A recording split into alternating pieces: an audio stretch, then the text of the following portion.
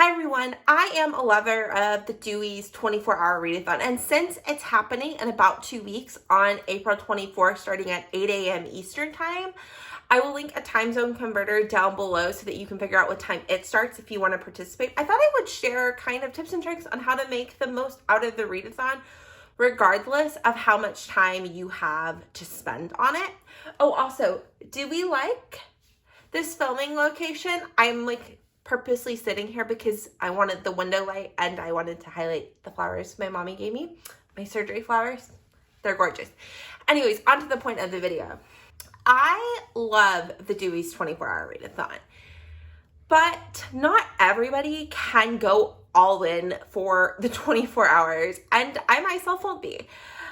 But that doesn't mean you can't participate. 1 year I worked an 8-hour shift on that Saturday, and so naturally I only participated for a few hours, but I had so much fun regardless that I think even if you're busy, it's still worth participating in some extent. So my first tip is to figure out how much you can participate and how much you want to participate. You can go gung-ho and stay up the full 24 hours and do that, or you can decide that, hey, I'm going to dedicate 2 hours in the morning and 2 hours at night, and that's the best I can do. And either way, I think is great. Two, personally, I don't recommend not sleeping.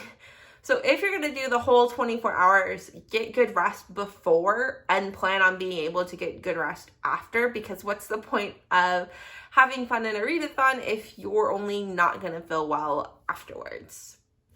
I plan on really doing more like a 15 to 16 hour day because I will be getting 8 hours of sleep regardless. So I might decide that I want to start at 7, so I'll go to bed early the night before, or I might decide that I'm going to go to bed, but I want to do the last hour of the readathon, so I might plan to wake up at 5:30 on that Sunday so that I can do the last hour of the readathon.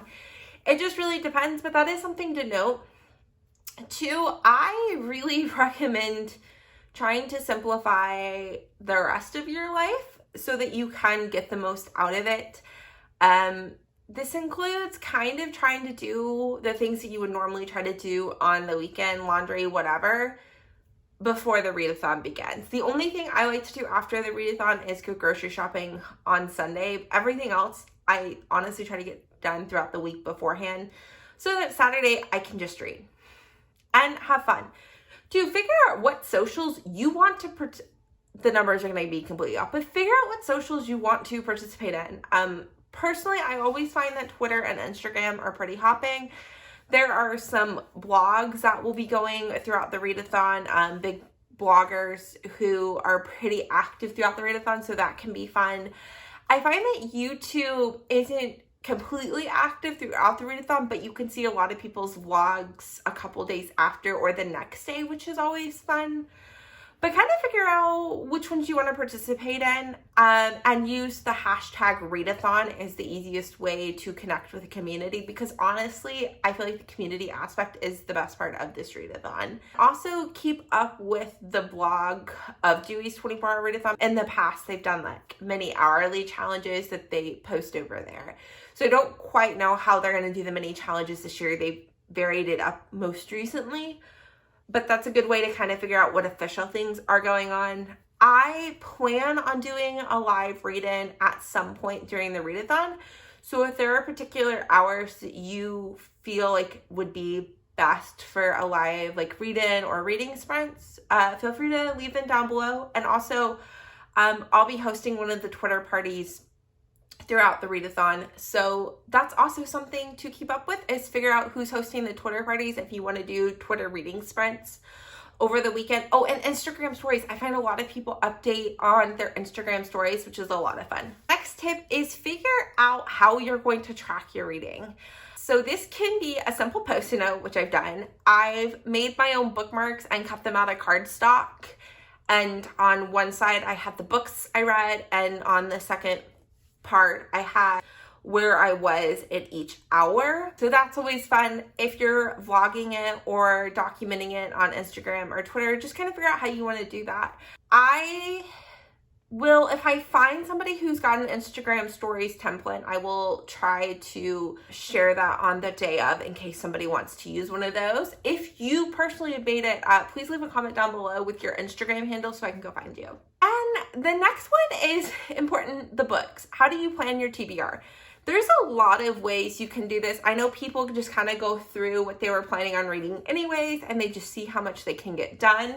Some people feel satisfied with doing a lot of books, and in that case, I kind of recommend short books and children's books. That's the route I'm going this year. Another thing I've done in the past is I've tried to make my way through a big honker. My goal usually isn't to finish it when this is my goal. It's more of to try to get to a decent point throughout the book. Especially for those of you who find large books intimidating, this might be a great idea because after that day, you might be halfway through, which is always fun. And that also too, like, what are your goals? Are you focusing on page count? Are you focusing on the amount of time you've read? Are you focusing on the amount of books you've completed? Figure out what your goals are. Another good idea, I feel like good readathon books. I love doing thrillers and readathons because they're quick page turner or light and fluffy reads. Or you could try to marathon a series. That's always another option. So how you want to do your TBR is up to you, but figure out what you feel most successful doing. I am probably, the video I post after this will be like a short books I have already on my TBR and a short books library haul because I did reserve some short books through my library specifically for this readathon and the rest of the month. And I also recommend figuring out what snacks you want to eat. I personally find that I have the most energy when I stay on the lighter end of snacks. So, you know, cheese fries, while yummy, usually make me want to take a nap. So I try to stick more to like the fruit and like carrots and hummus and almonds. Feel free to have some interesting snacks. There have been some people who've made some like really cool trail mixes, and I saw somebody do fried Oreos one year, which reminds me of the fair. But yeah, figure out how you want to do that and let me know if you're participating in Dewey's, and I will leave the reader sign up link down below. Their websites or blog is really a good way to find out information, and I will see y'all later. Bye y'all.